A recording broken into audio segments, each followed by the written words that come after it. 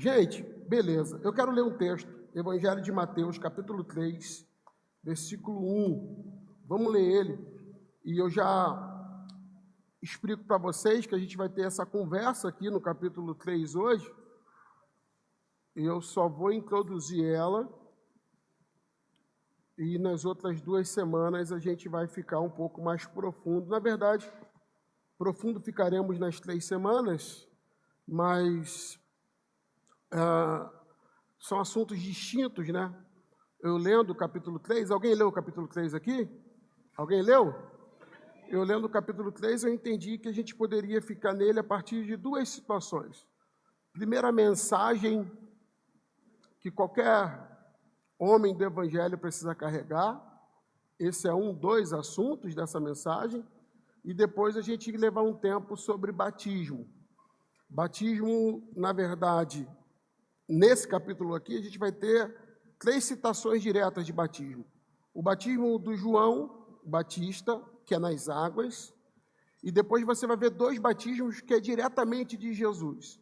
O batismo com o Espírito Santo e o batismo com fogo. O batismo com o Espírito Santo é poderoso, ele é tremendo mesmo, mas o com fogo, a maioria das pessoas acham de verdade que é poder de Deus, né? E aí talvez a gente vai ter a chance de conhecer um Jesus da Bíblia mesmo. Porque quando a gente fala do batismo com o Espírito Santo, tem várias anuências, eu vou tentar não ser teólogo quando falar, para ser uma teologia simples para você entender, mas você vai perceber essa obra do Espírito, e pode ser que eu deixe alguns crentes pentecostais aqui meio desanimados, assim, meio tristes, porque para algumas pessoas, falar em línguas estranhas, por exemplo, é marca de vaso, ver visão é marca de vaso. Você tem gente na igreja que nasceu de novo, e o Espírito Santo habita nele, e ele acha que isso é pouca coisa, então ele está buscando uma coisa a mais. Aí nessa de buscar coisa a mais, abraça a mentira. Nessa de buscar coisa a mais, destrói tudo que ele recebeu em Deus. Deus não habita em ninguém pela metade, entende ou não? Então, se você é a habitação do Espírito, e isso é uma palavra bíblica mesmo, se você recebe Jesus como teu único, suficiente Salvador, logo o Espírito vai habitar em você. Se o Espírito vai habitar em você, ele não vai habitar pela metade. Entende ou não? Se o Espírito Santo vai habitar em você, ele vai habitar inteiramente, sim ou não? Se você é inteiramente habitado pelo Espírito, é cheio de quê? Oi? Pastor, mas eu não falo em língua estranha, mas o Espírito Santo habita em você? Você é cheio do Espírito Santo? Mas eu nunca entreguei uma revelação, mas o Espírito Santo habita em você? Você é o quê? Cheio do Espírito Santo. Agora, transbordar, evidências, outras questões, é uma outra conversa. Mas a grande verdade é essa. E é maravilhoso. Esse capítulo 3 vai levar a gente para esse lugar. Essa visão de entender esse batismo com o Espírito Santo. Mas, em meio disso tudo também, você tem Jesus falando de batizar com fogo. E batizar com fogo, para muita gente, é essa chama aí. O cara mais pentecostal fala, senti, ai, ui, não, batismo com fogo ali é a ira de Deus mesmo. Aí você vai perceber que Jesus é o mesmo que te batiza para te selar para o arrebatamento da igreja, e também é o mesmo que vai te lançar no inferno por ter rejeitado a mensagem da pregação do Evangelho. Então, mesmo Jesus que pode botar em mim o Espírito Santo, que é penhor, garantia de que quando o arrebatamento acontecer, eu vou para o céu, é o mesmo Jesus que quando voltar não vem mais. Ele vem como Senhor, e quando ele vier como Senhor, ele vem como esse agente que batiza com fogo. É por isso que o João está pregando arrependimento e está avisando que o machado está posto ao pé da árvore. E ele está dizendo, e ele vai falar um monte de vezes, o Evangelho de João também é poderoso para caramba. A árvore que não dá fruto é cortada, lançada aonde? No fogo. Quem é que pega essa coisa que escolheu sair do corpo, se desfazer do corpo, secar fora do corpo e lança no fogo do inferno? Aí, nesse tempo, a gente tem um monte de gente pregando que o inferno nem existe, que inferno é coisa de pastor. Ele não deve ter lido Mateus 3, porque se ele tivesse lido Mateus 3, ele ia perceber que Jesus não é só aquele que... E batismo é mergulho, correto? Então, você tem a pessoa mergulhada nas águas. Eu me arrependi e, como símbolo desse arrependimento, eu sou mergulhado na água do pastor João. Mas no meio disso tudo, isso aí você crê pelo quê? Você ouve a pregação, a palavra da pregação e creu, não é isso, não é? Você não foi salvo por ouvir e crer? Isso é obra do Espírito Santo, porque o Espírito Santo é que te convenceu do juízo e do pecado. Quando você fez isso, ele te mergulhou no Espírito dele. Se eu sou mergulhado na água e fico cheio da água, se eu sou mergulhado no Espírito, eu fico cheio? Só que ele está dizendo logo na sequência que ele também é o que batiza com fogo. Assim como ele mergulha o homem que se arrepende nos seus pecados no Espírito, na água do Espírito, ele também é aquele que mergulha o homem que não quer Deus e que não se arrepende a Deus no fogo do inferno. Difícil de entender? Não, é o que está aí. E talvez alguém pregou para fazer foguinho. Eu não vou fazer isso, já estou te avisando 1 ou 2 semanas antes.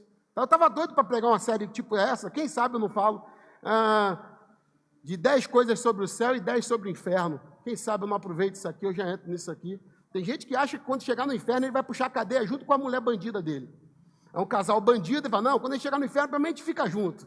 Não, inferno é cadeias mesmo, tem uma para cada um e é penitência sinistra. Quem sabe eu não falo disso, eu não sei se vale a pena falar isso nesses dias. Ninguém deu glória, eu acho que é melhor não falar. Ninguém deu nem um amém, né? Nem tipo assim, nada, silêncio. Acho que é ressaca do Flamengo ontem. Fica de pé para a gente ler. Não vai me decepcionar essa hora, né? Cadê tua Bíblia? Levanta ela aí para me ver. Cadê sua Bíblia? Se você chegou aqui sem Bíblia e não tem uma Bíblia, pode pedir para qualquer crente dessa igreja aí que eles vão comprar uma para você ali na porta da igreja. A gente tem Bíblias ali, a preço de custo, R$12, e você sempre acaba evangelizando, porque você acaba ofertando uma outra Bíblia na vida de alguém que vai aceitar Jesus em alguma ação nossa aqui. Mas todo domingo a gente está escolhendo ler a Bíblia juntos, e a gente está lendo os evangelhos. Hoje a gente chegou no capítulo 3, mas a gente ficou nas últimas 6 semanas lendo o capítulo 1 e o capítulo 2. Eu já dei meio que um spoiler aqui, que eu devo ficar 3 semanas lendo esse capítulo que eu vou ler contigo. E você pode pegar uma Bíblia. Se você não tiver R$12, você pode pedir qualquer crente da minha igreja aqui, que é tudo rico. Tem rico aqui? E eles vão te ofertar uma Bíblia para você ler junto com a gente aqui. Se você não é crente e se converter a Jesus essa noite, aí eu te dou uma amanhã lá em casa, lá, que a partir de amanhã você vai estar comigo lá em casa. Versículo 1.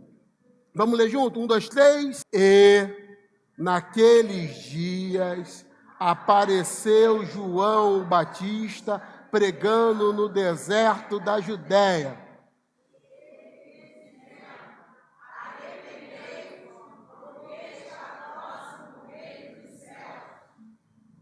Porque este é o anunciado pelo profeta Isaías, que disse: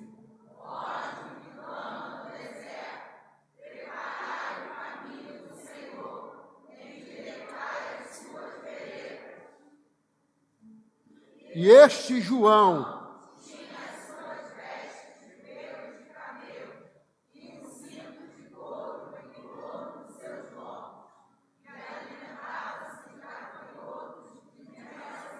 segura só um pouquinho que eu só estou ouvindo voz de mulher, eu estou com uma desconfiança aqui. 5, vai os homens, por gentileza.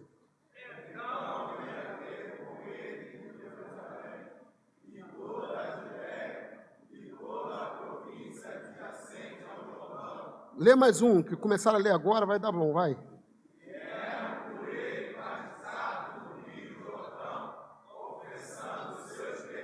Vai, meninas, vai, meninas.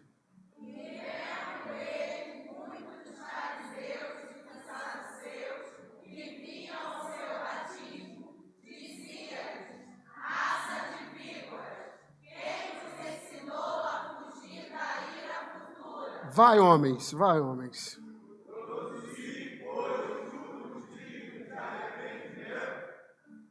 Mulheres.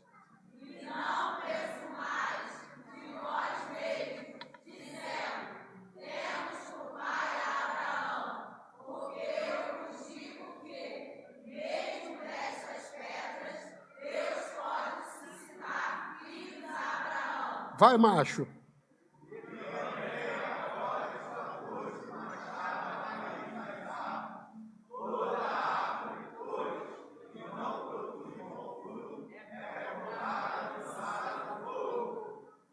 Meninas.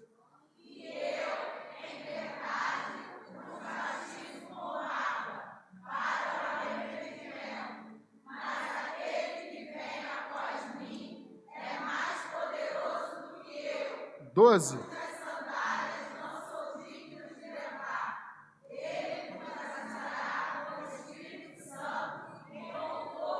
Vai, machos.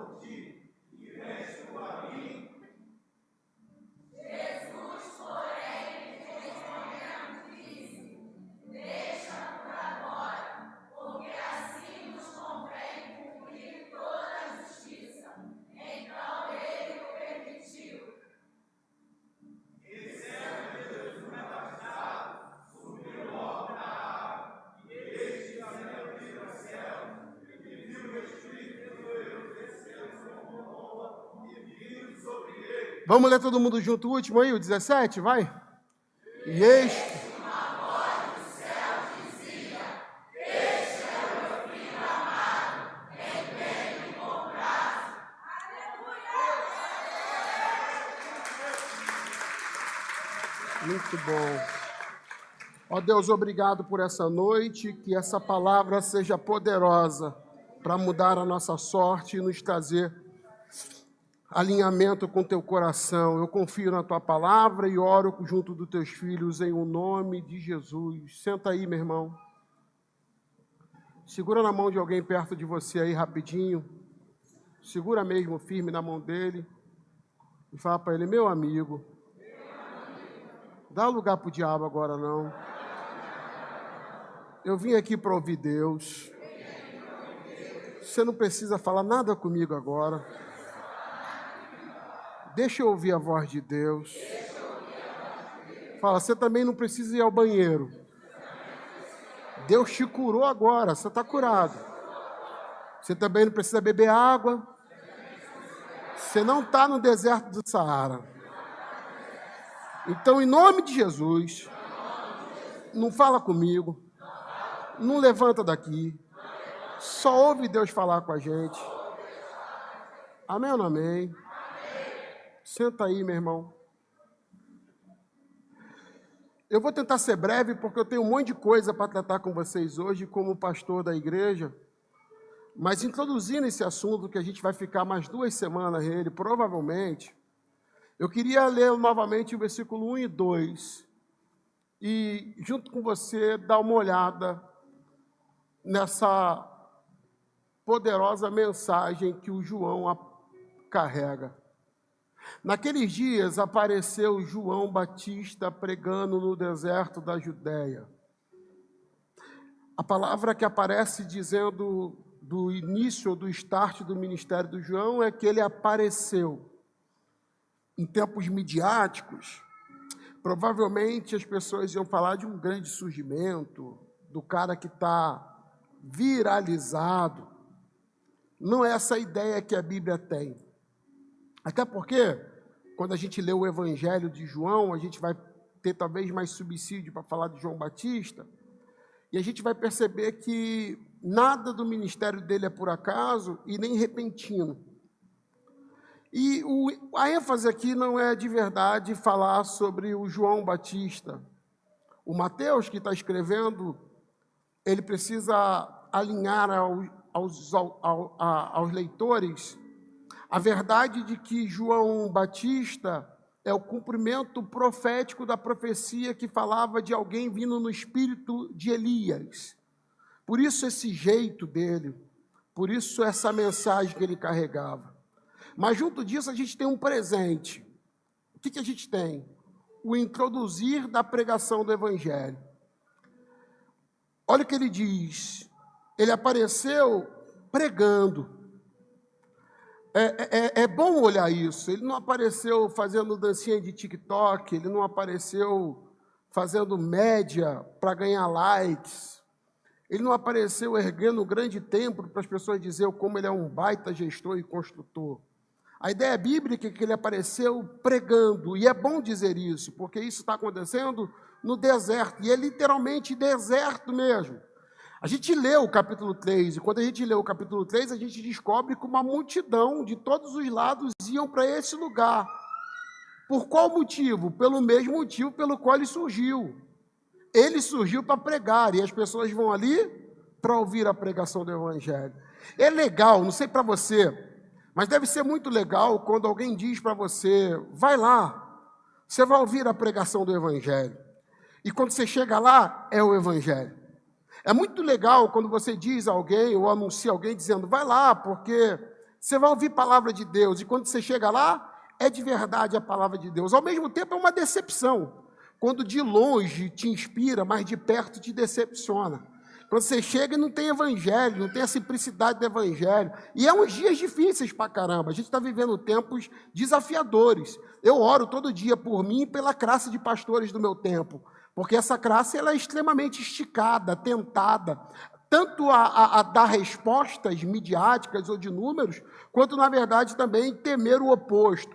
Então, é muito difícil nesse tempo onde, para muita gente, o número mede o sucesso de alguém, às vezes um pastor se mantendo na pregação do Evangelho. Mas eu amo isso aqui, e isso guarda o meu coração, e eu espero que guarde o seu também. A gente não tem nada inspirador que não seja a pregação do Evangelho. Eu posso falar isso como evangelista. Por muito tempo venderam uma técnica de vendedor dentro da igreja evangélica, que era, ganhe a pessoa primeiro para você depois você ganhar para Jesus. E a gente acreditou muito nisso, então a gente chamava o cara para jogar videogame na nossa casa para depois ganhar ele para Jesus. Chamava as amigas para jogar um joguinho de tabuleiro para depois ganhar para Jesus. Fazia um churrasquinho e chamava para depois ganhar para Jesus. E por muito tempo a gente acreditou de verdade que talvez isso fosse a coisa atraente, sabe? Vem aqui, vamos ver um jogo do Flamengo, vamos fazer outra coisa do tipo. E eu não estou falando de não ser relacional, eu não estou dizendo de não ser uma pessoa que convive com outras pessoas, eu não estou dizendo de não promover relacionamentos e amizades, eu estou falando de ter a consciência que a única coisa que presta em nós é carregar uma mensagem que seja poderosa para transformar alguém e remover ele do reino das trevas e principalmente da condenação certeira. E isso é a pregação do Evangelho. Eu nunca vivi a experiência de falar do Evangelho a uma alma sedenta e não sair dali sem ver os olhos dela brilhar e ela se ver apaixonada, não por mim, mas pela mensagem que eu preguei. Eu já vi gente dizer, eu não gostava de você. Aí depois falar, agora eu gosto. O que mudou? A minha cara não atrai, eu sou feio. Mas quando ele ouviu talvez uma pregação do Evangelho que escapou a alma dele do inferno, ele passou a ter pelo menos um mínimo de simpatia por mim, porque ele disse, não, graças a Deus que você falou a verdade na minha cara, sem doer. Graças a Deus que você me apresentou o Evangelho. E a igreja brasileira tem que ouvir isso aqui. Está na hora de aparecer os João Batistas. Mas você não tem que aparecer pelo jeito maneiro que você fala. Você não tem que aparecer pelo jeito que você prepara a tua casa num ambiente favorável para as pessoas se sentirem confortáveis lá. Você não tem que aparecer pelo jeito de gente que gosta de ser curtida, compartilhada, comentada em rede social. Se for para aparecer, surja pregando o Evangelho. E alguém vai dizer assim, pastor, por que ele não apareceu antes? Porque ele não tinha um cordeiro para apontar. Então ele não apareceu antes porque Cristo ainda não estava na hora de ser revelado. Mas quando Cristo apareceu, a primeira coisa que aconteceu foi ele aparecer antes dizendo o quê? Se arrependa. Se arrependa por quê? Porque tem jeito para você. Se arrependa por quê? Porque tem um Salvador para você. Se arrependa por quê? Se arrependa porque tem alguém que pode mudar a tua história e eu o conheço.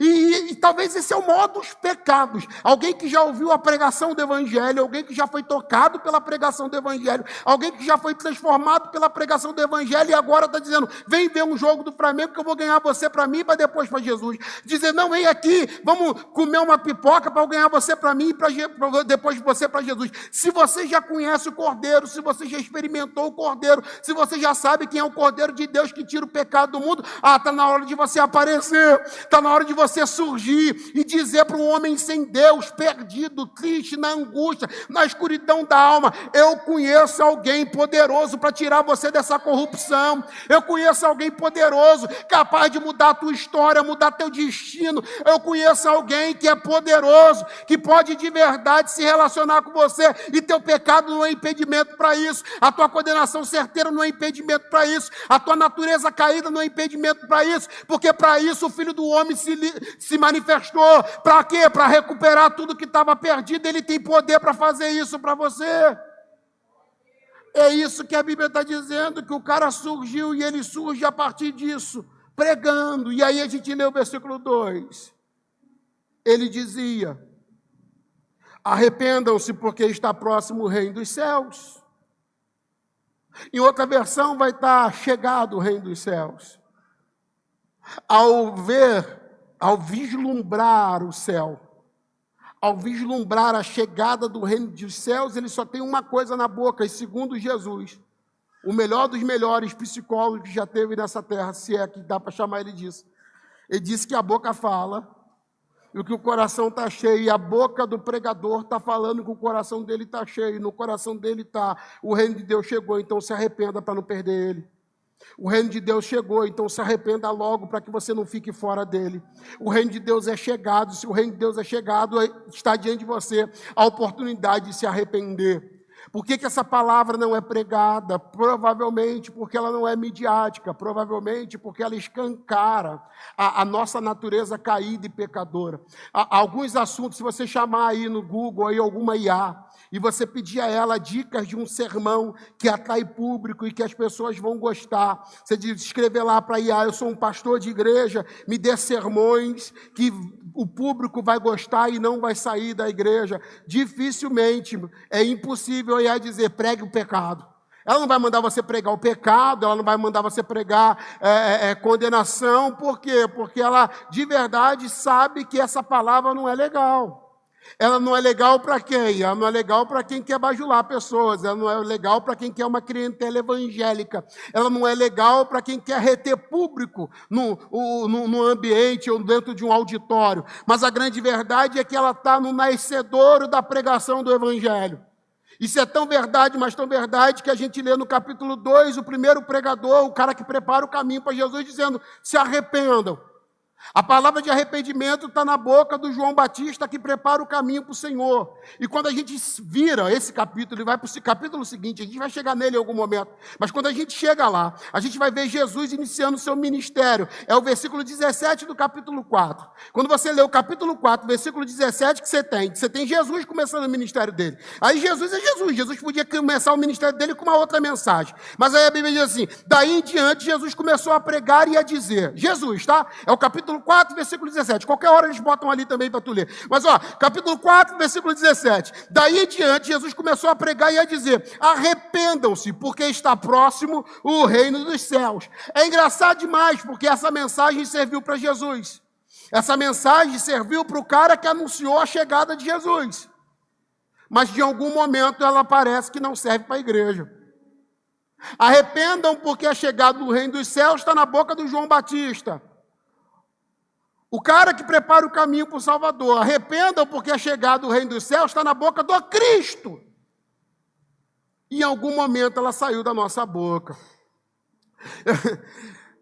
A gente precisa de verdade ter pregadores na igreja.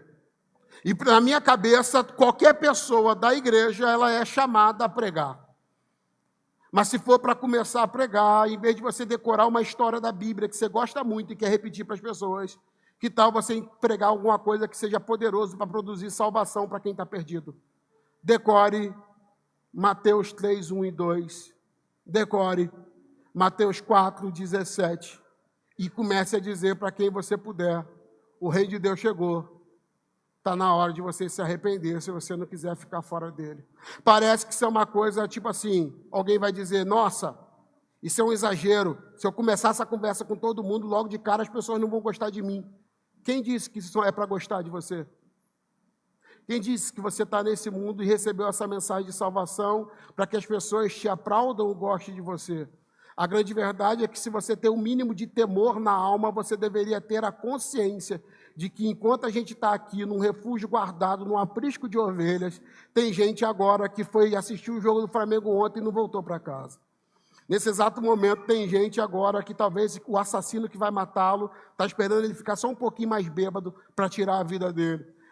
Aqui, enquanto a gente está aqui tranquilamente, alguém vai dormir essa noite e amanhã vai acordar sem Deus. E não vai ter desenrolo, porque ele não se arrependeu, ele não ouviu a pregação do Evangelho e não vai ser por anjo. Se você está aqui agora essa noite, eu tenho certeza que você não ouviu um anjo pregar para você, se arrependa. Ninguém aqui andou pela rua e de repente viu Jesus de branco, A visão é sempre Jesus de branco, de preto talvez as pessoas não aceitar, mas ele sempre vê Jesus de branco, uma aura em volta dele, uma voz, e ele dizendo, se arrependa, e você se arrependeu. Não, a maioria que está aqui só se arrependeu porque alguém teve a coragem de dizer para você o quê? Se arrependa. Alguém de carne, osso, músculo e pecado, como eu, chegou para você e disse o quê? Se arrependa. E aí alguém vai dizer assim, pastor, por que as pessoas têm medo de pregar arrependimento? Eu vou dizer por que eu tenho medo de pregar arrependimento, mas continuo pregando. Porque arrependimento é uma mensagem ruim demais. Arrependimento é uma mensagem perigosa. Todo mundo que perdeu a cabeça na Bíblia perdeu pregando arrependimento. O Cristo vai ser crucificado, o João Batista, os dois que eu estou citando aqui, o João Batista vão cortar a cabeça dele fora, pregando arrependimento. Jesus vai ser crucificado como? Pregando arrependimento. Esses dias eu estava lendo o John Wesley, que foi um dos caras que perguntavam para John Wesley, o que você gosta? O John Wesley é o quê? Um teólogo de quê? Qual é a linha teológica do John Wesley? Aí no final chegaram à conclusão que John Wesley era um pregador de um livro só, a Bíblia. E por pregar a Bíblia e ser fiel à Bíblia, como a gente está sendo, ele falava do que a Bíblia falava. Então, de um jeito ou de outro, ele começava a anunciar Cristo e logo a pregação dele parava onde? Você precisa se arrepender dos seus pecados antes que seja tarde demais. Isso fazia dele persona não grata para quem não queria se arrepender. Para quem quer se arrepender, essa palavra que eu estou pregando aqui é cheiro suave para a alma. Mas para quem não quer, é uma catinga, é um fedor, é um incômodo, é um problema. Que obviamente você não vai ficar com raiva de Deus porque Deus só está me usando. Você vai ficar com raiva de mim. Porque eu sou o cara que tirou você do fantástico mundo colorido de achar que Deus te ama. E porque Deus te ama, a ira de Deus não vai te alcançar. E você está livre vivendo para você, rejeitando a palavra da graça de Deus, e está tudo certo, pelo contrário, não está. E aí quando John Wesley começa a pregar, John Wesley percebeu o quê como pregador itinerante? Que ele era muito amado pelas pessoas que nasciam de novo e eram transportados do reino das trevas para a luz, mas ele era profundamente odiado pelas pessoas que entendiam com clareza a pregação do evangelho, mas imediatamente rejeitavam não só a mensagem, mas o pregador. Então era comum ele terminar a mensagem dele, geralmente em praça pública, e no meio das perseguições, por exemplo, falaram que não podiam mais pregar em solo britânico. Se você pregasse em cima da terra ali, era um problema. John Wesley, danadinho, um bom evangelista, pegou um caixote de feira, botou em cima e subiu em cima da caixote e continuou pregando arrependimento e avisando. Eu não estou pisando na terra, eu estou pisando no caixote, toma-lhe Bíblia. E no meio dessa loucura toda, tacavam abóbora, tomate podre, cebola podre, tudo que podiam tacar. E um dia John Wesley diz que ele estava tranquilão e percebeu que fazia uns 15, 20 dias que ninguém xingava ele. Ele percebeu que fazia uns 15, 20 dias que ninguém tentava bater nele. E ele começou a falar, Senhor, será que eu mudei a minha mensagem? Senhor, será que eu me perdi da mensagem? Será que eu me rendi ao sistema? O que está acontecendo? Eu estou falando de um cara extremamente culto, uma teologia pura, um homem piedoso. Mas aí nesse questionamento que John Wesley vai fazendo, ele conversando sobre isso e trocando essa ideia abertamente.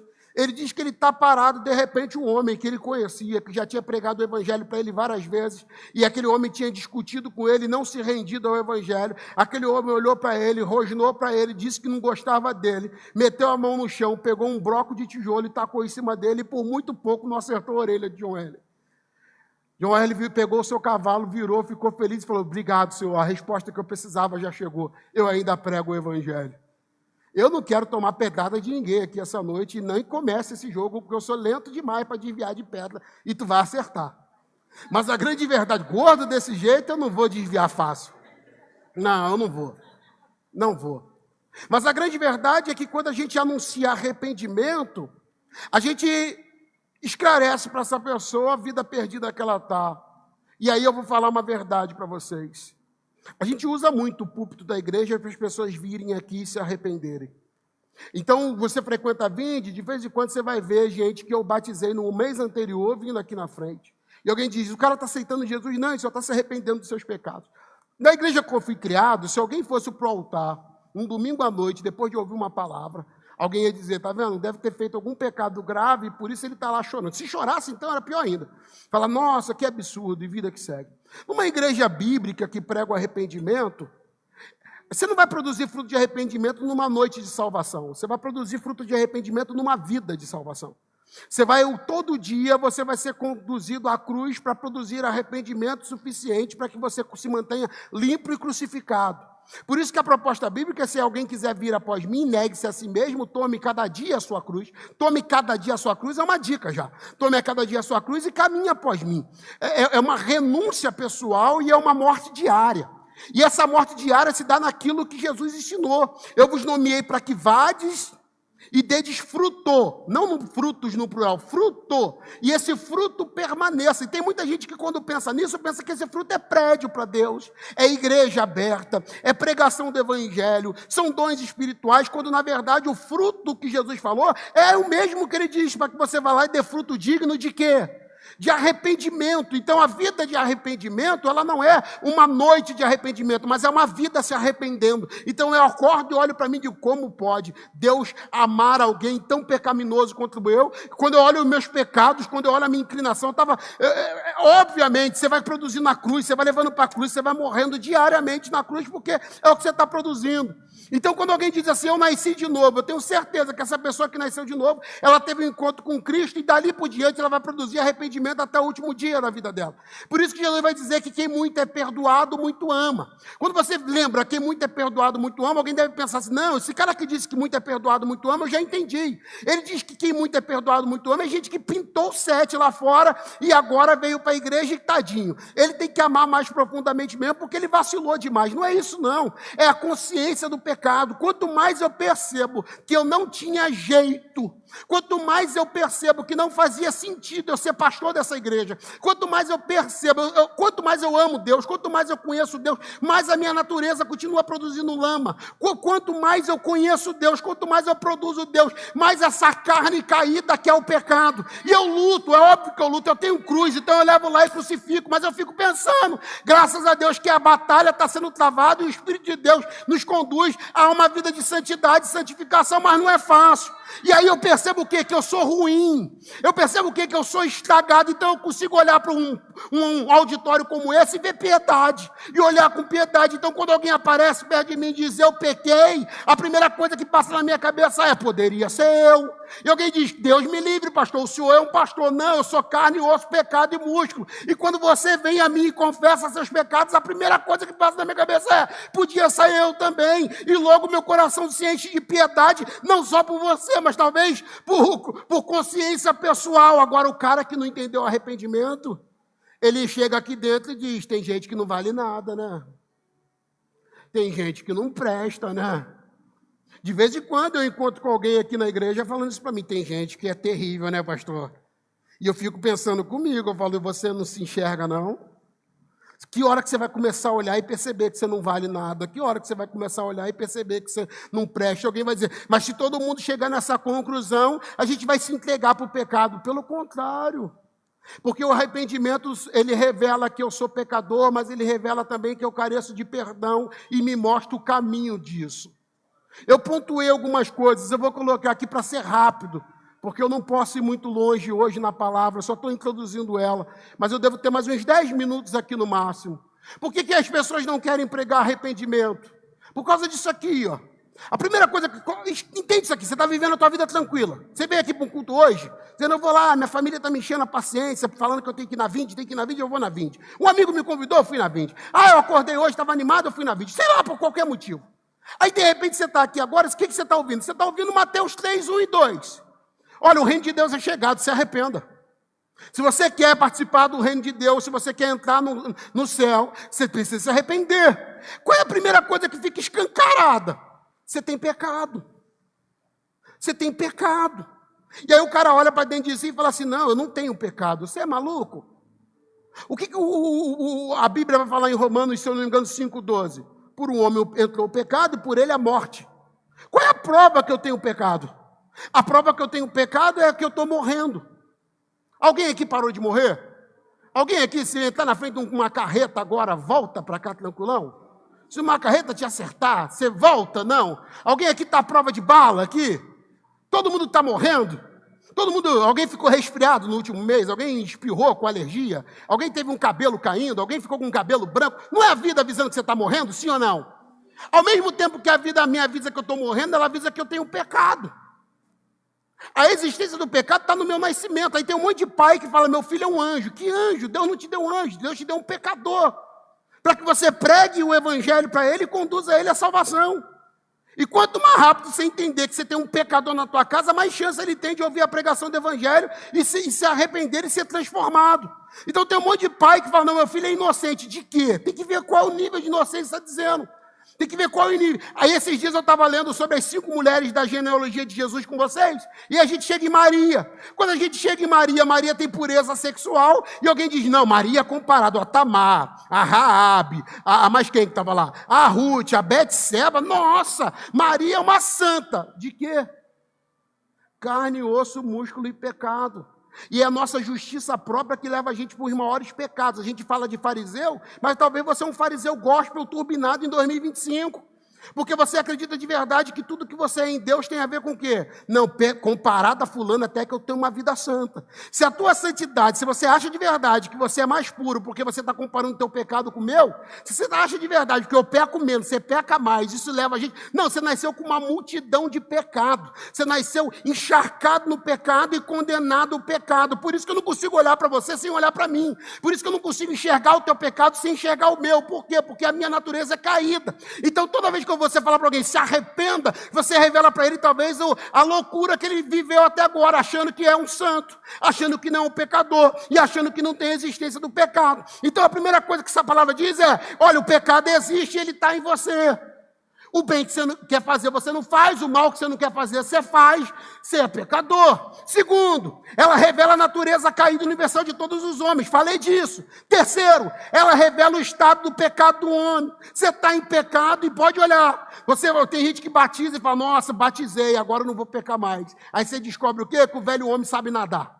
Você vai lá, batiza ele, no outro dia ele aparece nadando. Tranquilo, nossa, voltei por quê? Porque é a guerra contra a carne e contra o espírito. Agora, no meio disso tudo, o que também a palavra de arrependimento revela? A necessidade de um Salvador. Perdão, revela a dívida dos nossos pecados e a iminência da condenação. O pecado existe? O pecado está em todos os homens? O pecado está em mim. Eu preciso de um Salvador. Eu tenho uma dívida que eu não consigo pagar. O salmista vai dizer que mesmo que ele vendesse todos os seus bens, o seu dinheiro para nada serviria. Eu vou falar uma coisa para vocês que tem gente que não entendeu ainda a conta. Se matar um boi resolvesse, era só a gente ficar fazendo sacrifício e estava tudo certo. Era só ir para qualquer encruzilhada, para qualquer terreiro, entregar lá e estava tudo certo. Se desse para reencarnar e ficar voltando de vida em vida até evoluir, era só também a gente ficar voltando de vida em vida. Se desse de verdade para fazer isso, para que Jesus morreu na cruz do Calvário? Se dinheiro pagasse, era só a gente ficar pagando penitência e largando uma grana aqui, como a Igreja Católica fazia na Idade Medieval. Tinha até uma musiquinha que era legal pra caraca, que dizia, enquanto a moeda no gasofilácio cai tilintando, uma alma do purgatório sai voando. E os caras levavam lá para comprar um terreninho no céu e todo mundo se lascou. Porque dinheiro não compra a vida eterna, porque a dívida sua é caríssima. Aí a Bíblia diz que sem remissão de pecado, sem derramamento de sangue, não há remissão de pecado, mas não é sangue de bode, não é sangue de cordeiro, não é sangue do teu filho ou meu, que a gente é pecador. Então, ao mesmo tempo que ela revela uma dívida que ninguém consegue pagar com dinheiro, com dízimo, com oferta, com culto na igreja, e tem um monte de gente que vem para a igreja todo domingo e fala, não, eu estou firme, porque todo domingo eu estou aqui, mas a vida é de pecado. E ele acha de verdade que cumprir a tabela está resolvendo a vida, porque na cabeça dele ele caminha por justiça própria e acha de verdade que vai ser salvo pelos méritos que ele está produzindo. Aí no meio desse contexto todo eu entendi, quando alguém fala arrependa, então você também tem a visão de o quê? Tem uma dívida que eu não vou pagar, minha mãe não vai pagar, pode acender 1 milhão de velas que não vai acender um pingo de luz na escuridão do seu pecado. Agora eu preciso de um Salvador. E essa é a mensagem perigosa, porque ela revela o quanto você está endividado, ela revela o quanto teu dinheiro não compra, ela revela o quanto seus votos não vão resolver, ela revela tudo isso, mas no final da história ela aponta para um Salvador. É por isso que esse João, o Batista, logo ele vai dizer, na cena do batismo, quando Jesus passar no dia seguinte, ele vai apontar para Jesus e vai gritar para quem quiser ouvir, ele vai dizer assim, eis aí o Cordeiro de Deus. Por que ele diz Cordeiro de Deus? Porque na sombra daquilo que ele deveria ser, todo ano alguém ia ao templo, entregava na mão do sacerdote um cordeiro como símbolo do que ele iria fazer no futuro. E aí pegavam o sangue e jogavam sobre aquela família, não para perdão dos pecados, mas só para cobrir os pecados. Você sabe o que é cobrir? Não era apagar, era cobrir. E aquelas pessoas ficavam debaixo da mesma condenação por aquele ano. No ano seguinte vinham as pessoas de novo, com um novo cordeiro, e entregavam lá. E era uma vida o tempo todo levando o cordeiro. Até que se manifesta o cordeiro de Deus, que não cobre, mas que tira o pecado do mundo. Alguém vai dizer assim, pastor, se o cordeiro de Deus tira o pecado do mundo, por que eu ainda sou pecador? Aí é a hora de você ficar feliz e dar glória a Deus. Porque em Cristo eu sou justificado. A obra da salvação vai se dar em quê? Em 3 obras que eu acho poderosas sobre a doutrina da salvação. Primeiro, santificação. Segundo, justificação. Terceiro, regeneração. Quando a gente fala dessas obras, a gente tem que entender elas do jeito melhor possível. Santificação como? Santificação não dá porque eu sou santo. Não sei se a ficha já caiu para você, mas você não produz santidade. Já percebeu isso ou não? Você produz maldade, você produz corrupção, você produz violência. Então, quem você quiser ganhar para você, você vai ganhar para corrupção, para violência e para maldade. A gente é ruim, essencialmente ruim, porque a gente foi entregue ao pecado. Pastor, mas como eu sou santificado? Eu não sou santificado produzindo santidade, eu sou santificado na relação com o santo. Quanto mais perto do santo eu fico, mais santificado eu sou. Longe de Deus é a porca lavada voltando ao espojador de lama. Longe de Deus é o cachorro voltando ao próprio vômito. Longe de Deus é você voltando para o mesmo lugar caído. Perto de Deus, o limpo limpa-se mais. E o sujo? Toda obra de santidade em nós tem a ver com o quê? Estar com o santo. Ao me arrepender, eu entendo que eu não produzo nada de salvação em mim. E agora eu vou ter o Espírito Santo habitando em mim porque eu quero Deus. Eu escolhi Deus, eu vou viver para Deus e Ele vai me santificando. Eu produzo a sujeira e vem o Espírito Santo e me santifica. Eu produzo a sujeira e vem o Espírito Santo e me... Obra de santificação. Que um dia vai ficar completa, quando isso que é corruptível se revestir de incorruptibilidade no arrebatamento da igreja. Junto disso, regeneração, que também um dia vai ficar completo. Esse processo, pode olhar, tem pecados que você falaria deles rindo, hoje você fala deles com vergonha. Tem pecados que você falaria e ainda botaria no stories. Olha o que eu acabei de fazer. Tem pecados que você falaria de boca cheia e ainda achar uns 6 idiotas para te aplaudir. Mas o Espírito Santo foi te arrebentando e cada dia que passa você está mais longe deles. Você tem mais vergonha deles, você está mais distante dele. Isso é obra de salvo. Entende ou não? Eu sou santificado mesmo sendo sujo. E eu sou sendo regenerado mesmo sendo alguém podre. Mas a obra da salvação botou essa guerra agora, que eu luto contra o pecado, eu luto contra as obras da carne, e eu estou sendo regenerado, me preparando para o arrebatamento da igreja. Mas a obra melhor para mim é a da justificação. Eu não sou justificado porque parei de pecar, eu sou justificado porque alguém sem pecado se fez pecado por mim. Eu vou repetir. Eu não sou justificado porque parei de pecar, eu sou justificado porque alguém sem pecado se fez pecado por mim.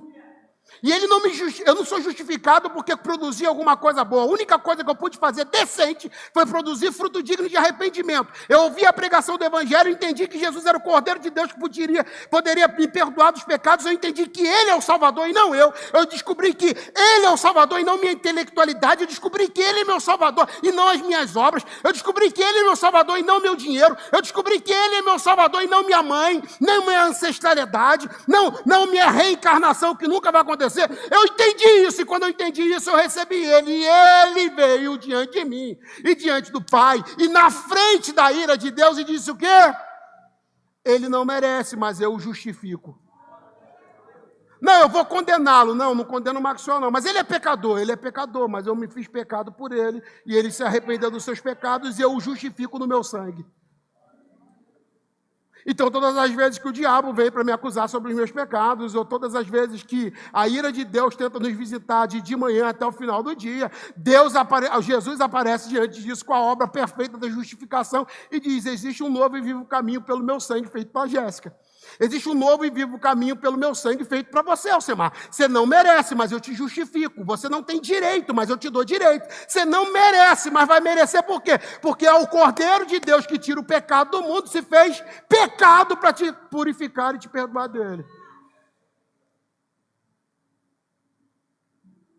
Então, quando a gente aparece e diz para alguém essa noite, se arrependa, eu estou dizendo para você, o pecado vai te destruir, porque o salário do pecado é a morte.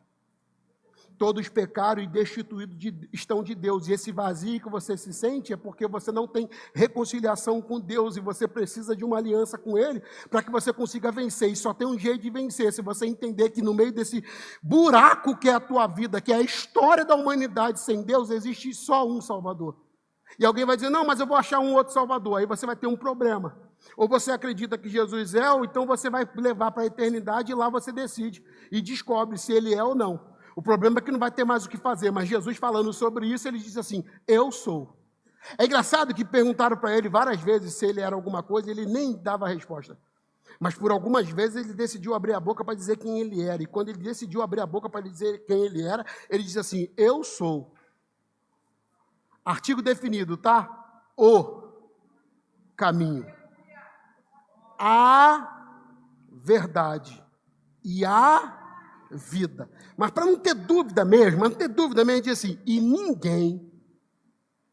ninguém vai ao Pai a não ser por mim.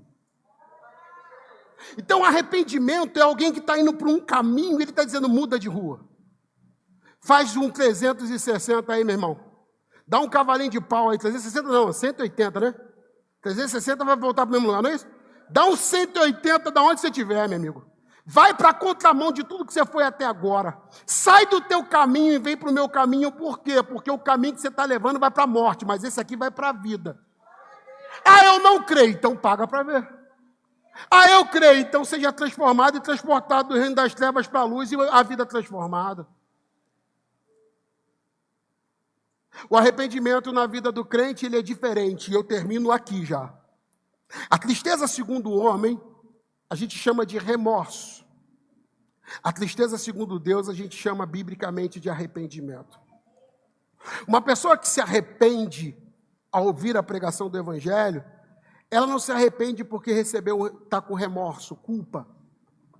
De vez em quando eu vejo gente que foi pego em pecado por um cônjuge, por um pai, e naquele momento ali, o que aquela pessoa tem e é trazida, não é arrependimento. Naquele momento ela vai ter a vergonha, a culpa. Me prova, ela não confessou. Ela foi levada à confissão. Então ela vai chorar. Ela vai dizer: poxa, mas se ela não é pega, se ela não é descoberta, se ela não é levada, ela não vinha. E ela tem tristeza mesmo, mas é segundo o homem. Então a tristeza que ela produz não vai tirar ela do pecado. Ela vai dizer para a esposa: olha, nunca mais eu faço isso. Mês que vem o salário da Beth está lá de novo, vai gastar tudo. Ele vai dizer para a mulher: não, nunca mais eu te traio. Na próxima tentação, traiu de novo. Ela vai dizer: não vou mentir mais não. Eu juro, não vou mentir mais não. Parei de mentir. Logo, mentiu. Vai cantar: eu me arrependo, mas logo depois vai chorar, vai espernear, mas é só tristeza segundo os homens. Agora, a tristeza segundo Deus é quando a palavra de Deus me convence e não tem mais ninguém botando uma arma em mim. Ninguém sabe, mas eu sei. E do fundo do meu coração eu me arrependo. E sabendo isso do fundo do meu coração, eu confesso. 5 coisas que o arrependimento faz na vida da gente. Primeiro, ele vai te dar a visão do pecado. Quando o arrependimento é genuíno, você não acha, você vê. E é poderoso, porque você nem fazia ideia que era pecado, hoje tu faz. Talvez você era uma fofoqueira que falava da mão de mal de todo mundo e nem doía. Agora dói. Você vê o pecado. Você passa a sentir você tem visão do pecado. Passava despercebido, mas agora você olha para aquilo ali e você fala, isso é pecado. Antes de você dizer, nada a ver, nada a ver, nada a ver, mas agora, ao ouvir a pregação do evangelho e tendo se arrependido, agora você enxerga. Isso é obra de salvação. Segunda coisa, você passa a ter tristeza pelo pecado. Eu não sei você, mas eu cresci na igreja, né? Então, na igreja que eu cresci, de vez em quando a gente levava alguém para dar testemunho. Lembra? Testemunho? Não era testemunho. Tem uma aranha aqui, uma abelha. Era testemunho. E o testemunho era... Por que eu falo testemunho? Porque a pessoa falava, e quem ouviu, eu ouvi na minha infância, uns 6 ex-diabo louro. Até hoje eu tenho dúvida de quem era o verdadeiro. Toda hora alguém chamava naqueles cultos de libertação. Vem ouvir o ex-diabo louro. Aí eu ia lá ouvir. E eu gostava, a igreja enchia. E o cara sempre chegava... Eu gostava daquela parte, que podia mudar a pessoa, mas o testemunho era igual. Ele bebia o sangue das pessoas que ele matava no próprio crânio. Era um negócio bacana. Sempre tinha essa parte. Eu tenho memória boa. Eu arranquei a cabeça. Mas sabe o que mais me doía? Eu vou te falar o que mais me doía. Era um testemunho sem arrependimento. E eu vou te explicar. Quem experimentou arrependimento não celebra a desgraça de pecado. De vez em quando eu vejo os babacas aqui. Minha igreja é uma igreja que tem babaca, começando pelo pastor, mas tem muito babaca. De vez em quando eu vejo os caras contando Não, eu cheguei lá, tá pensando que eu sou otário? E falando, arrebentando, achando que tirou onda. Não, aí tinha que ver, antigamente eu na pista, meu irmão. Essa hora, já tinha pegado 5. Doido para ir lá de novo. Se não é que está lá ainda. Que tem uns canalhas aqui na igreja também que é assim. O cara fala com a celebração do pecado que quem foi salvo não fala, porque quem foi salvo tem tristeza. Que desgraça que eu fiz. Eu nasci para a glória de Deus, fui gerado para a glória de Deus e virei amante de um cara que não era para ser. Eu nasci para ser a glória de Deus e essa hora eu estava lá cheirando o que não era para cheirar, fumando o que não era para fumar, bebendo. Quem nasceu de novo, ele tem uma tristeza segundo Deus, porque essa tristeza é o que nos transporta das trevas para a luz. E quem anda em luz, meu irmão, não celebra a desgraça da podridão. Quem anda em luz fala, meu Deus, como eu tive coragem de fazer aquilo ali. Eu tinha um amigo, o apelido que eu dei para ele depois foi Fábio Problema, FP. O Fábio foi gerente de boca de fumo. Aí o Fábio, aqui tinha as lojas do meu pai, e eu conheci o Fábio aqui porque eu aluguei uma lojinha para ele cortar cabelo. E aí o Fábio estava cortando o cabelo e toda vez, roupinha de varão, tu sabe como é que é, né? É blusão grande, calça social e havaiana. Aí ele ficava com roupinha de varão e estava trocando ideia com a gente. Aí de repente alguém falava alguma coisa e ele queria se sentir macho. Aí ele já virava para os caras, já dava uma gingada. Quando ele dava a gingada, ele virava para os caras e falava assim, eu sou sujeito homem, rapaz. Eu era sujeito homem lá na boca. Lá na boca. Ninguém sabia que ele era da boca. Ninguém desconfiava que ele tinha sido traficante. Mas toda vez que ele podia, ele arrumava um jeito de contar que portava a R15 e que foi gerente da boca. Por que ele fazia isso? Porque nunca produziu fruto de arrependimento, porque fruto de arrependimento produz tristeza. Não fica chateado comigo não, mas se Jesus te libertar de qualquer imoralidade, você vai ter tristeza dela.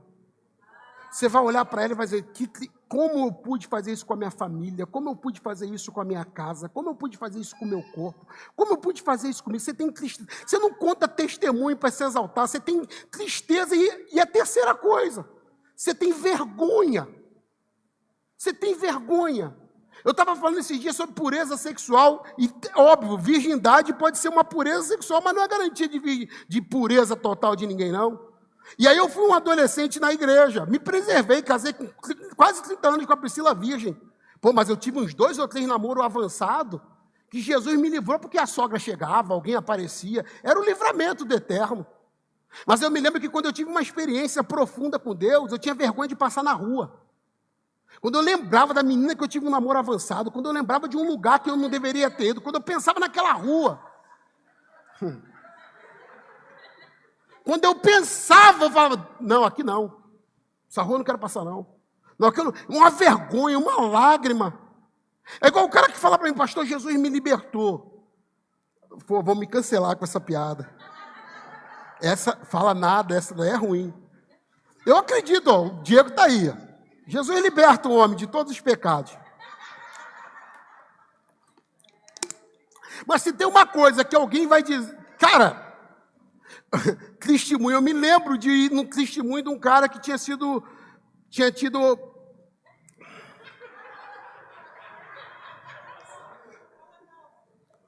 Vocês vão entender. Aí ele contando o testemunho, de repente ele começou a falar assim, porque nessa nádega aqui eu apliquei 200 ml. Nessa outra, 150 ml. Cara, quem vai ouvir mais a mensagem? Todo mundo vai caçar um ml. Chega para um cara que teve uma experiência profunda disso e fala, deu.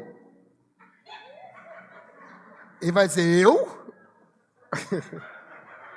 Jamais. Jamais. Ele vai negar até a morte. Se alguém souber, aí ele vai, não posso mentir, mas ele anunciar, sou isso, eis aquilo. Eu me lembro de umas cenas mais vergonhosas com o Fábio Problema. Dele contando essas historinhas de bandidinho, e ele falando de bandidinho, e eu me lembro de falar para ele assim, cara, você fala numa alegria que foi bandido, você precisa nascer de novo. Ele ficou brabo, me ameaçou, é muito marrento. Eu falei, não, cara, você precisa nascer de novo, você não tem vergonha, você não tem tristeza, tá estranho isso aí. Aí um dia a gente estava na obra da igreja, e a gente era moleque, servia no voluntariado, aí tinha um presbítero lá, trabalhando na obra. Eu me lembro quando esse presbítero chegou na igreja. Eu sabia parcialmente do testemunho dele, porque minha mãe, alguém em casa comentou que ele tinha vindo da cadeia. Mas eu nunca soube do que ele puxou cadeia, o que ele fez, deixou de fazer. Aí quando ele chegou lá, a gente conversando, ele foi ficando incomodado com o testemunho do Fábio. Aí ele virou para o Fábio e falou assim, meu filho, isso não é um eu acho que isso não é um testemunho que glorifica a Deus, não. Tanta coisa Deus está fazendo nova na tua vida. Eu acho que as pessoas não precisam saber se tu matou, deixou de matar, ou coisa do tipo.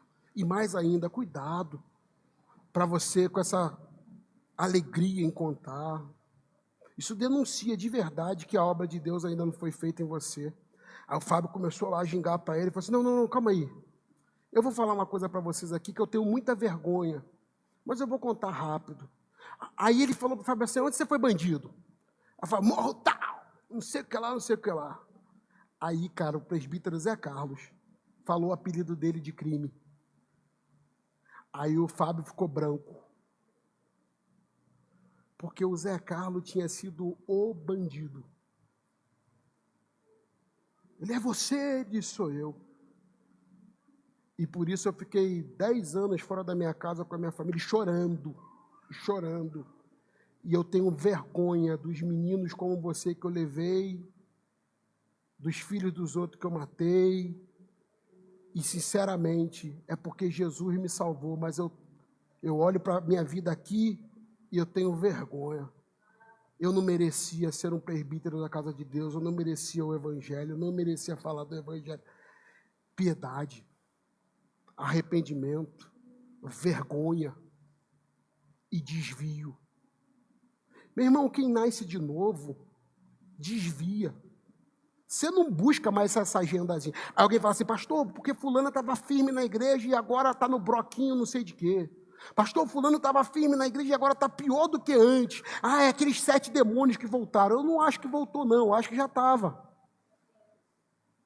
Porque uma das marcas do evangelho e do arrependimento é se desviar do pecado. Ele se desvia. Eu gosto muito como a Bíblia fala de Jó, e para aqui. A Bíblia diz que Jó era reto, temente, íntegro, mas o quê? Desviava do mal. Sabe por que ele desviava do mal? Não é porque ele não queria o mal, não. É porque depois que você tem clareza do evangelho, você sabe que o teu lugar é o oposto da onde o pecado está. Não fica chateado comigo não, mas é muito estranho você dizer que nasceu de novo e toda vez que a tua vida fica ruim, a primeira ideia que você tem é uma ideia ruim. Você fala que é crente, mas a primeira vez que a tua família fica ruim, tu quer ir no agiota. Você não é crente não. Você fala que é crente, mas na primeira vez que briga com a tua mulher, você quer trair ela. Você não é crente não.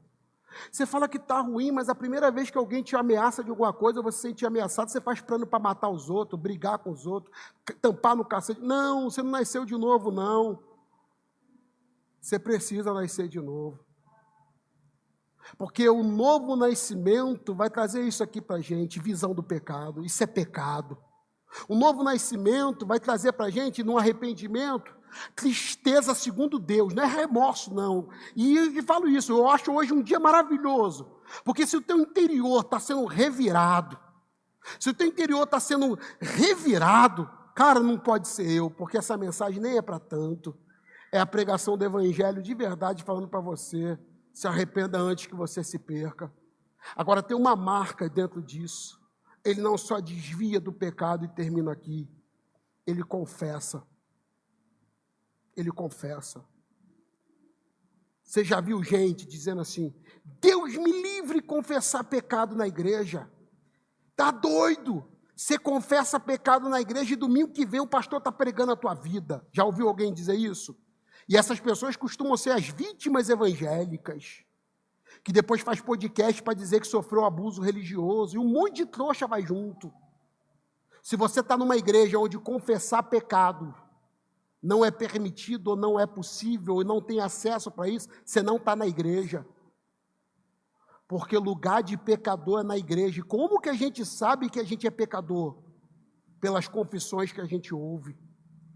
Fui falar do meu pecado para fulano, falei meu pecado e agora eu estou exposto. Mas você não ficou exposto pela confissão, você ficou exposto pela prática do pecado.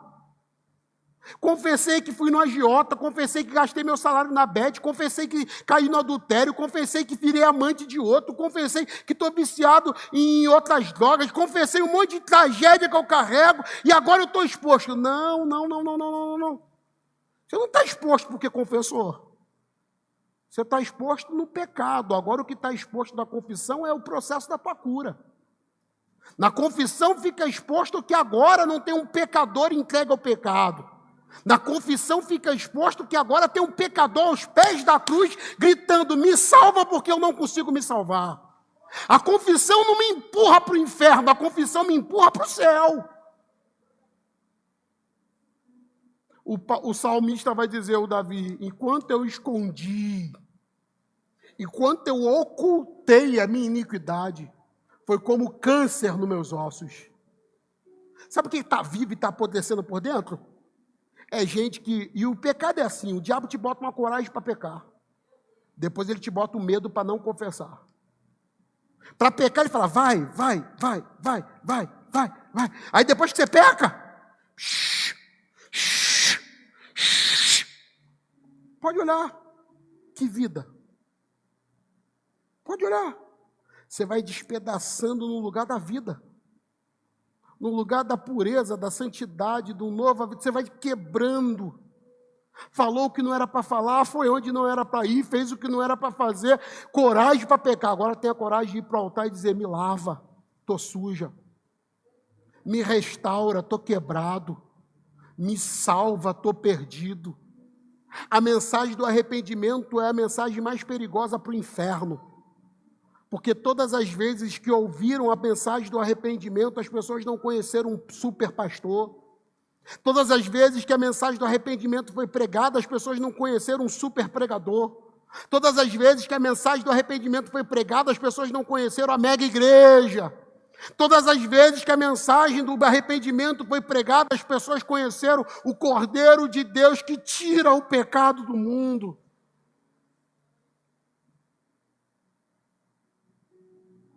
Feche os seus olhos, coloque a mão no seu coração.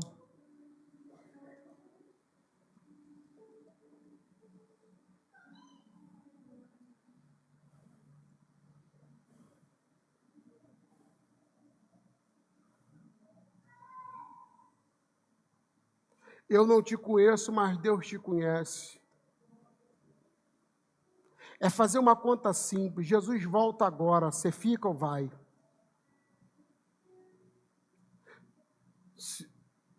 Pastor, estou na igreja, mas não tenho certeza da salvação, não. Que desgraça, então, amigo. Porque eu só estou aqui por certeza da salvação. Não, Jesus é certo em mim. O céu é certeza em mim. A eternidade é verdadeira em mim. E não é porque eu mereço, não. É porque eu conheço o caminho do arrependimento diário também. Mas eu criei para a salvação. E pela graça de Jesus eu alcancei ela. O reino de Deus é chegado. Então se arrependa. O maior pecado essa noite não é o que você carregou até aqui. É escolher sair daqui sujo. É escolher sair daqui vivendo para as trevas. É escolher sair daqui governado pelo pecado que você já nasceu governado por ele. Essa é, sem dúvida, a maior tragédia humana. Escolher amar as trevas em vez de amar a poderosa luz. Pastor, esse não sou eu.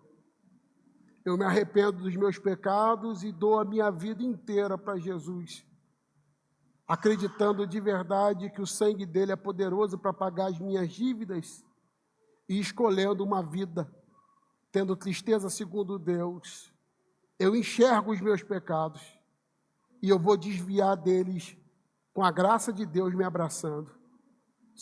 Eu não consigo pagar a minha dívida sozinho, não consigo caminhar sozinho, mas essa noite eu reconheço que Jesus pode fazer isso por mim. Eu entendo que o reino de Deus é chegado e sem arrependimento eu não vou entrar. Eu tenho vergonha do meu pecado. Se eu pregava, passou um filme aqui. Minha mãe não sabe, meu pai não sabe, minha avó não sabe, meu pastor não sabe, mas que vergonha. Se eu pudesse, eu fazia um buraco e me jogava lá. Não, você não precisa se esconder, porque quem se esconde vive para o pecado. Você precisa vir para a luz. E essa noite vir para o altar é confessar a realidade que você é. Um pecador que precisa da graça de Deus para se salvar. E que você reconhece que só Jesus é esse caminho, verdade e vida para você. Se você ouviu essa palavra e creu nela, se levanta da onde você estiver agora e vem aqui no altar como um símbolo da tua confissão em Jesus, mas também como um símbolo da tua cura e de uma vida nova em Cristo. Eu vou caminhar com você esses dias. Se Jesus nascer em você hoje, eu vou te dar a mão, a gente vai andar junto. Mas é uma verdade que você precisa decidir agora. Viver para o seu pecado dizendo, eu estou bem do jeito que eu estou e eu resolvo a minha vida. Ou sair do teu lugar e vir para o altar dizendo, eu me arrependo. E eu recebo Jesus como meu único e suficiente Salvador. Se levanta da onde você estiver. Se o teu desejo é receber Jesus essa noite, se o seu desejo é se arrepender profundamente essa noite, é uma escolha pessoal, você não precisa de ninguém. Isso, é você. Sai daí e vem. O altar é o lugar. O altar é o lugar. Se levanta e vem. Sem tua graça, o que seria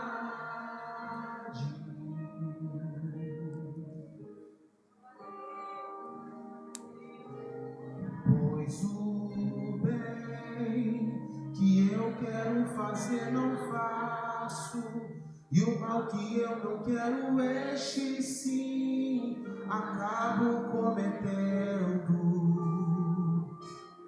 Em meu ser militam carne e espírito em uma guerra infindável, a qual eu não me rendo. Pois meu corpo já foi vendido como escravo e não existe bem nenhum em mim, apenas o pecado. Mas eu sei que no tocante ao meu interior tenho prazer na sua lei. Tu és o meu amado, então liberta-me de mim. Eu quero ser a sua casa. Se você estiver aqui, eu sei, eu venço o pecado. Então enche-me de ti, até que não haja mais espaço. Pois quando estou em tua presença, o meu viver é transformado.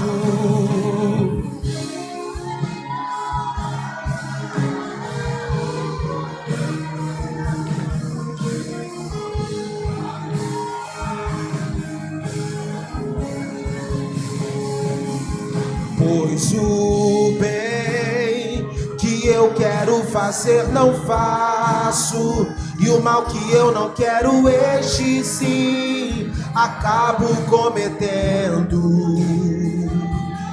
Em meu ser militam carne e espírito em uma guerra infindável, a qual eu não me rendo. Pois meu corpo já foi vendido como escravo e não existe bem nenhum em mim, apenas o pecado. Mas eu sei que no tocante ao meu interior tenho prazer na sua lei. Tu és o meu amado, então liberta-me de mim. Eu quero ser a sua casa. Se você estiver aqui, eu sei, eu venço o pecado. Então enche-me de ti, até que não haja mais espaço. Pois quando estou em tua presença, o meu viver é transformado. Então liberta-me de mim. Eu quero ser a sua casa. Se você estiver aqui, eu sei, eu venço o pecado. Então enche-me de ti, até que não haja mais espaço. Pois quando estou em tua presença, o meu viver,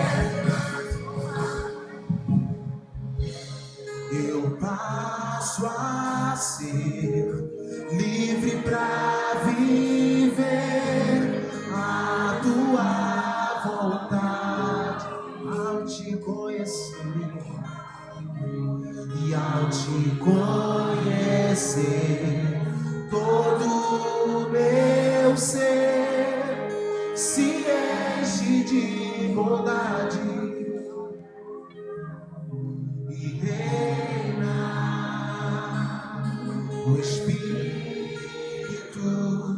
sobre a carne. Estende a mão para cá. Estende a mão para cá. O religioso, o convertido à igreja, o convertido à religião, ele sempre vai achar escandaloso alguém confessar pecado. O salvo em Cristo, ele sempre vai achar escandaloso o pecador não se arrepender. Não é um escândalo alguém ir aos pés da cruz confessar seus pecados. É um escândalo ouvir a voz do Evangelho e achar que está bem. Por isso que no texto da Santa Ceia está lá. Antes de você pegar desse cálice, se examina. Se examina. Não é Deus dizendo, se examina, fica aprovado e vem aqui, toma. Ele diz, se examina para você lembrar que você não deveria tomar. Porque quem se examina fica reprovado. Tem uns textos da Bíblia que mais me escandaliza sobre arrependimento, é quando Zaqueu está na porta da casa dele e Jesus vai entrar na casa dele. E aí a multidão diz, escandalizada, como pode Jesus entrar na casa daquele homem pecador? A multidão não está falando mentira nenhuma. Zaqueu é um homem pecador. Você quer saber o que me escandaliza? É a multidão falar que Zaqueu é pecador, mas não se enxergar pecadora. Entende? Como pode Jesus salvar Zaqueu? Cara, se enxerga. Aí o texto termina de uma forma que me dói. Jesus vai dizer para Zaqueu, hoje a salvação entrou na sua casa. Agora loucura, Zaqueu conheceu Jesus antes ou depois da multidão? A multidão andou com Jesus, carregou Jesus, celebrou Jesus. Mas o cara que levou Jesus para casa foi o único que se enxergou do jeito certo. Pecador. Aí, como prova de arrependimento, ele vai dizer no altar lá, para Jesus, ele vai dizer, se eu defraudei alguém, eu devolvo 4 vezes. E eu já estou pegando metade de tudo que tem e vou doar para pobres. Ninguém nem falou de oferta com ele, mas ele disse, não, eu tenho mais do que eu preciso. Metade eu já vou dar. E da metade que sobrar, se aparecer alguém que de alguma maneira se sente defraudado por mim, eu vou devolver para essa pessoa 4 vezes o que eu tirei dela. Por que ele está dizendo isso? Arrependimento. Ali não era confissão de eu roubei pessoas. É só interpretar o texto. Ali é alguém dizendo assim, eu não quero mais errar. Eu tanto não quero mais errar que se tiver uma possibilidade de eu estar errado com alguém, eu me conserto com essa pessoa por 4 vezes mais do que eu deveria. Todas as vezes que eu vejo alguém se arrependendo dos seus pecados, eu vejo alguém indo para o altar para se limpar mais. Todas as vezes que eu vejo alguém com tristeza só de remorso, eu vejo alguém querendo aliviar a culpa. Não, essa noite não é a noite de aliviar a culpa. E não é isso. Você que está me ouvindo aí, que talvez deveria estar aqui, mas é uma escolha sua e já foi. Se examina, cara. E vê se a tua agenda de domingo à noite é só para aliviar a culpa. E troca ela por uma agenda de arrependimento. No dia que você trocar ela, não vai ser mais por culpa, vai ser por amor. E não vai ser mais rasa, vai ser profunda. Porque agora você vai mudar a tua busca. Quero me limpar mais.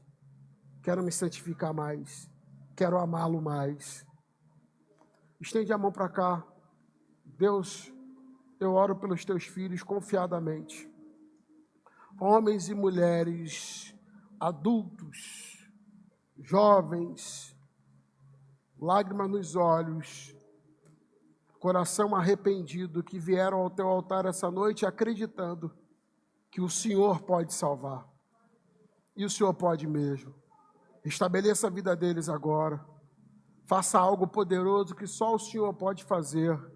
Em o nome de Jesus. Diga amém. Amém. Vocês que vieram ao altar, sigam a Leidiane ali, ó. Eles vão te levar lá para a Grow Up, lá. Está aberta lá. Segue eles ali. É rápido. Aplauda Jesus pela vida dessas pessoas.